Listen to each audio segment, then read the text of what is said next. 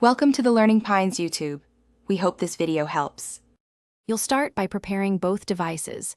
Enable the PC's Wi-Fi adapter and confirm drivers are current. This prevents connection errors.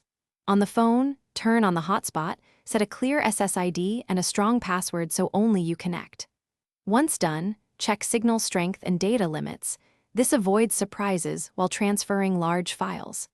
Make sure the phone is charging or at high battery to keep the hotspot stable. You're now ready to search for that SSID on the PC. You'll now connect. Open the PC's Wi-Fi menu, find the phone's SSID, and enter the password. Click Connect and wait for IP4 assignment. Once linked, set the network profile to private if you trust the phone and will use file sharing. That enables discovery. If you need to share the phone's internet over Ethernet or virtual adapters, enable internet connection sharing or configure NAT in your network settings. After these steps, test web access and local resource visibility to confirm proper setup.